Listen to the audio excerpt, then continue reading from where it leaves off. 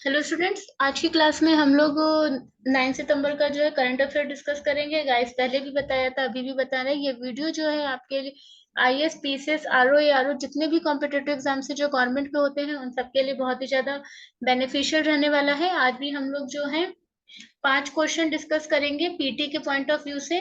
ठीक है, तो पीटी के पॉइंट ऑफ व्यू से आज भी हम लोग 5 क्वेश्चन करने वाले हैं। गाइस, जो सिर्फ ये वन लाइनर क्वेश्चन पढ़ के निकलेंगे बच्चे, no doubt RO, ARO, UP triple SC कोई भी एग्जाम देंगे उसमें उनको डायरेक्ट क्वेश्चन मिलेगा। लेकिन जो हम साथ में इसके डिस्कशन करते हैं ना, अगर आप उसको भी लेके चलते हैं तो आईएएस और पीसीएस तक के क्वेश्चंस भी आप कर पाएंगे, आपको कोई भी प्रॉब्लम नहीं आएगी। ये पीडीएफ हमारे अवेलेबल रहते हैं टेलीग्राम चैनल के ऊपर, आप वहां से इनको डाउनलोड कर सकते हैं और अपने पास रख सकते हैं। ठीक है, और अगर आप चाहते हैं कि कोई पर्टिकुलर टॉपिक के ऊपर वीडियो बनाया जाए तो आप प्लीज हमें कमेंट सेशन में बता सकते हैं, आपके लिए कोई पर्टिकुलर भी आपके लिए टॉपिक तैयार करके दिया जा सकता है। ठीक है, चलिए हम लोग पहले क्वेश्चन की तरफ चलते हैं। पहला क्वेश्चन ये है कि the union minister, sorry guys, the Union Environment Ministry approved the new coastal zone management plan for which state? पहले चीज आपको कोस्टल जोन पता होना चाहिए। दूसरी बात, भारत में कितने कोस्टल जोन स्टेट्स हैं वो पता होना चाहिए। और नई जो योजना आई है, नया जो प्लान है वो क्या है वो पता होना चाहिए। ठीक है, तो डायग्राम में जैसे आप देख पा रहे हैं कि ये जितने भी समुद्र के तट से लगे हुए राज्य हैं हमारे, ये कोस्टल जोन में आते हैं। ठीक है, और क्वेश्चन हमसे यही पूछा गया है कि new coastal zone management plan किस स्टेट के लिए लाया गया है, तो गाइस वो कर्नाटक के लिए लाया गया है। चलिए इसका एक्सप्लेनेशन देख लेते हैं। Ministry of forest environment and climate change recently approved the new coastal zone management plan for Karnataka. याद रखिएगा, मिनिस्ट्री कौन सी है?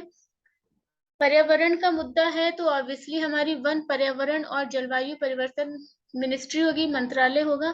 ने हाल ही में कर्नाटक के लिए नई तटीय क्षेत्र प्रबंधन योजना को मंजूरी दी है। ठीक है, ये स्टेटमेंट याद रखिएगा। हो सकता है मिनिस्ट्री कोई और दे दे आपको या स्टेट कोई और दे दे और आपसे पूछा जाए। सेकंड स्टेटमेंट है इसका कि prime minister Narendra Modi laid the foundation for various works worth 3,800 crore at Goldfish City in Karnataka. अब दूसरा क्वेश्चन आपसे इंपॉर्टेंट ये बन जाता है गाइस, मिनिस्ट्री पहला, सॉरी मिनिस्ट्री हमने दूसरा क्वेश्चन देखा है, पहला हमने स्टेट का देखा है। तीसरा क्वेश्चन जो आपसे यहाँ से बन सकता है गाइस वो ये बन सकता है कि हाल ही में चर्चा में रही गोल्डन फिश सिटी किस राज्य से संबंधित है, तो वो है कर्नाटक से। ठीक है, प्रधानमंत्री नरेंद्र मोदी ने कर्नाटक के गोंडफिश शहर में 3800 करोड़ रुपए के विभिन्न कार्यों की नींव रखी है। कर्नाटक दक्षिण भारत का पहला राज्य है, याद रखिएगा। Karnataka is the first state in southern India and only the second state in the country to get the plan prepared and approved as per the new coastal regulation zone notification. ठीक है, तो कर्नाटक दक्षिण भारत का पहला और देश का दूसरा राज्य है जिसने नई तटीय विनियमन क्षेत्र अधिसूचना के अनुसार योजना तैयार और अनुमोदित की है। गाइस, पहला कौन सा है आप लोग कमेंट सेशन में बताइएगा, चाहे टेलीग्राम पे बताइएगा, नहीं तो कल की क्लास में हम बता देंगे आपको। ठीक है, लेकिन ये आपका होमवर्क है, आप इसे मुझे बताइएगा। चलिए दूसरा क्वेश्चन देखते हैं। दूसरा क्वेश्चन ये है कि एज ऑफ, ये आपका जैसे वो इन्वायरमेंट से इंपॉर्टेंट था ना, वैसे ये इकोनॉमिक्स से भी इंपॉर्टेंट है। अगर आप चाहो तो अपने रजिस्टर में सेगमेंट कर कर history, geography, polity, environment, science tech जितने भी न्यूज आते हैं ना उनको अलग अलग लिख सकते हैं। तो आपको लास्ट में जाके किसी भी तरह से कोई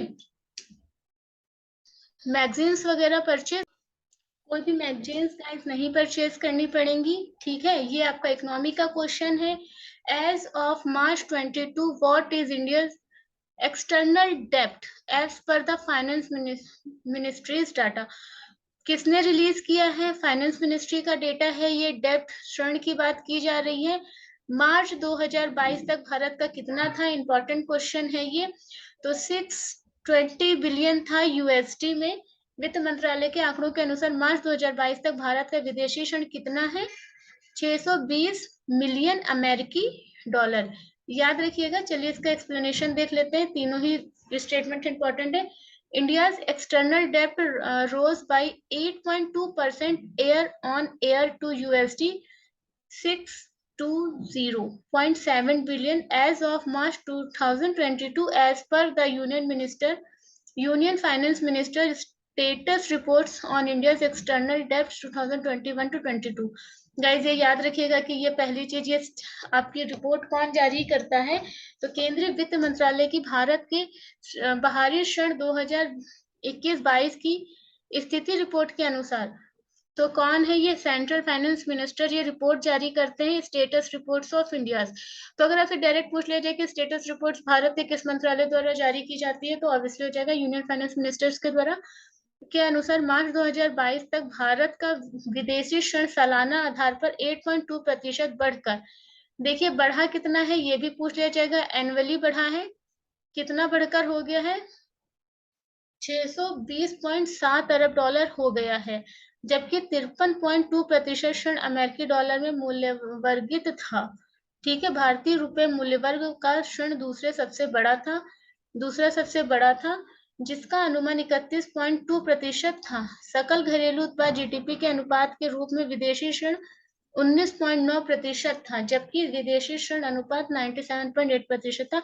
गाइस इतना नहीं भी याद रखेंगे तो कोई दिक्कत नहीं होगी, बट याद क्या रखना है आपको, कितना रोज हो गया है और टोटल कितना हो गया है, इस बात को आप बहुत अच्छे से याद रखिएगा। ठीक है, मेन क्वेश्चन बनेगा तो एक यहाँ पे बनेगा, एक यहाँ पे बनेगा, एक रिपोर्ट पे बनेगा, डेट्स इट। 4 क्वेश्चन बन सकते हैं आपके, उससे ज्यादा नहीं। 3 मैंने यहाँ बताए और एक आपका वहां पर है। ठीक है, चलिए नेक्स्ट क्वेश्चन की तरफ बढ़ते हैं। Which country inaugurated matrix super thermal power project constructed under India's concessional financing scheme? अब देखिए ये क्या है गाइस, भारत की रियायती वित्त पोषण योजना के तहत निर्मित मैत्री सुपर थर्मल पावर प्रोजेक्ट का उद्घाटन किस देश ने किया है? सिंपल है, बांग्लादेश ने किया है। बांग्लादेश क्या है? हमारा पड़ोसी देश है। ठीक है, और क्वेश्चन आपसे यहाँ से भी पूछा जाएगा, आईआर का क्वेश्चन है ये आपका। तो prime minister Narendra Modi and Bangladesh prime minister Sheikh Hasina jointly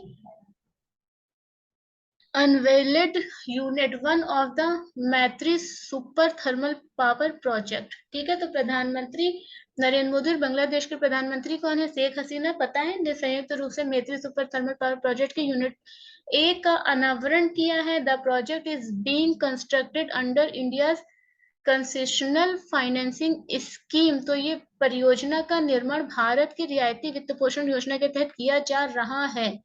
it will add and 1320 megawatt to Bangladesh national grid. तो नेशनल ग्रिड पर भी ये कितना काम करेगा? ये बांग्लादेश के राष्ट्रीय ग्रिड में 1320 मेगावाट जोड़ देगा। प्रधानमंत्रियों के बीच जल संसाधन, रेलवे, विज्ञान और प्रौद्योगिकी, अंतरिक्ष प्रौद्योगिकी सहित 7 समझौतों का आदान प्रदान किया गया है। ऑब्वियसली किसी भी देश के साथ जो भी होता है तो वो साइंस और टेक्नोलॉजी को लेकर होते हैं, रेलवेज को लेकर होते हैं, रिसोर्सेज को लेकर होते हैं, स्पेस टेक्नोलॉजी को लेकर होते हैं। अब ये जो आईआर के है ना मेन मुद्दे हैं, अमेरिका के साथ हो, यूएस के साथ हो, यूएस के साथ हो, कनाडा के साथ हो, ऑस्ट्रेलिया के साथ हो रहा है। तो अगर वेलफेयर की बात आ रही है तो वेलफेयर में यही सारे मुद्दे होते हैं। अगर आपको कुछ ना भी समझ में आए तो कभी आप तुक्का भी यहाँ से लगा सकते हैं। ठीक है, चलिए गाइस फोर्थ क्वेश्चन देखते हैं। Which company developed I know, ये है आपकी वैक्सीन, कोरोना वैक्सीन है ये, iNCOVACC, India first intranasal corona vaccine. तो ये किसने बनाई है? ठीक है, किस कंपनी ने इनकोवासी भारत का पहला इंट्रा कोरोना वैक्सीन विकसित किया है? कल भी हम लोगों ने एक डिस्कस किया था जो चाइना की थी, आज हम डिस्कस कर रहे हैं जो भारत के बायोटेक की है।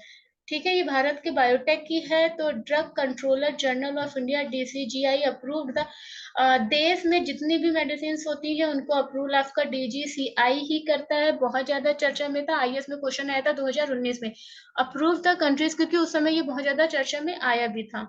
ठीक है, approve the countries first intranasal कोविड-19 vaccine for restricted emergency use in those engaged above 18। तो कैसे यूज करना है इसको, भारत के औषधि महानियंत्रक ने 18 वर्ष से अधिक आयु के लोगों में प्रतिबंधित आपातकालीन उपयोग के लिए देश के पहले इंट्रानाक कोविड-19 वैक्सीन को मंजूरी दी है। याद रखिएगा 18 साल से ऊपर के लिए है और इमरजेंसी के लिए है, मतलब कोई भी जाके नहीं लगवा सकता है, जैसे कोविड-19 टीका की तरह इसको नहीं यूज किया जाएगा। द वैक्सीन नेम्ड, ये वैक्सीन का नेम्ड है आपका INCOVACC was developed by Bharat biotech. Bharat biotech क्या है, भारत का एक बड़ा इंस्टीट्यूशन है, इसके बारे में आपको पता होना चाहिए, बहुत ज्यादा चर्चा में भी था। एक सीरम है हमारा भारत बायोटेक जैसे है, and it is the only the second such vaccine in the world after CanSino biology. ठीक है, तो ये किसकी है, ये चाइना की है। तो ये चाइना के बाद दूसरी दुनिया की वैक्सीन होगी to get regulatory approval iNCOVACC is a chimpanzees adenovirus vectored. ठीक है, recombinant nasal vaccine that has been formulated to allow delivery through nasal drops. तो ये कैसे दिया होगा, नेसल ड्रॉप्स के द्वारा दी जाएगी। तो भारत बायोटेक द्वारा INCOVACC नाम का वैक्सीन विकसित किया गया था और यह चीन में कैनिसोना बायोलॉजिक्स वैक्सीन के बाद दुनिया का एकमात्र ऐसा वैक्सीन है जिसे नियम की मंजूरी मिली है। तो इन कोवा एक चिपैंजी एंडोनो वायरस वेक्टरेस्ट रेट रिकम्बिनेट नामक वैक्सीन है जिसे नाक की बूंदों के माध्यम से प्रसव की अनुमति देने के लिए तैयार किया गया है। ठीक है, कुल मिलाकर इतना याद रखिएगा कि ये बायोटेक के द्वारा है, अप्रूवल इसको DGCI ने दिया है, 18 वर्ष से अधिक के लोगों को दिया जाएगा, इमरजेंसी में दिया जाएगा, दुनिया का दूसरा है आफ्टर चाइना। ठीक है, ये सारी कुछ बातें हैं इसमें याद रखने वाली, और दवा का नाम तो जरूर से जरूर याद रखिएगा क्योंकि ये बहुत ही ज्यादा इंपॉर्टेंट है आपके लिए। लास्ट टॉपिक है आपका, मतलब लास्ट क्वेश्चन होगा आपका, India conduct a cyber security exercise part of the international counter ransomware। ransomwares क्या होते हैं गाइस, बताइएगा मुझे। Counter ransomwares initiatives in collaborations with which country। तो ये है आपका यूके। भारत ने किस देश के सहयोग से अंतरराष्ट्रीय काउंटर रैंसमवेयर इनिशिएटिव का साइबर सुरक्षा अभियान भाग आयोजित किया है, तो ये है आपका यूके। ठीक है गाइस, थोड़ा आराम से चल रहे हैं क्योंकि गले में प्रॉब्लम है, इशू मत करिएगा कोई भी। 2-4 दिन में बिल्कुल गला सही हो जाएगा, और गले की वजह से ही आपकी प्रॉपर क्लासेस नहीं भी हो पा रही थी। ठीक है, प्रीवियस क्लासेस इसीलिए आपकी छूटी हुई है। India national security council secretariat जो है आपके एंड द, ये भारत का है, NSCS and the UK government in collaborations with BAE system successfully conducted by the cyber security exercise for 26 countries। तो भारत के राष्ट्रीय सुरक्षा परिषद सचिव और यूके सरकार ने BAE सिस्टम के सहयोग से 26 देशों के लिए साइबर सुरक्षा अभ्यास सफलतापूर्वक आयोजित किया है। यह अभ्यास internet counter ransomware initiatives resilience working groups के हिस्से के रूप में आयोजित किया गया है, जिसका नेतृत्व राष्ट्रीय साइबर सुरक्षा समन्वयक के नेतृत्व में भारत कर रहा है। ठीक है, तो the exercise has been conducted as part of the international counter ransomware initiatives reliance workings resilience working group which is being led by India under the leadership of National Cyber Security Coordinator। ठीक है guys, thank you so much. Last question था ये हमारा। कल की class में फिर मिलते हैं। वीडियो कैसे लग रहे हैं मुझे जरूर बताएं, और अगर किसी पर्टिकुलर वीडियो के ऊपर क्वेश्चंस वीडियो चाहते हैं किसी पर्टिकुलर टॉपिक के ऊपर, तो गाइस मुझे आप लोग मैसेज कर सकते हैं। ठीक है, ओके गाइस, बाय।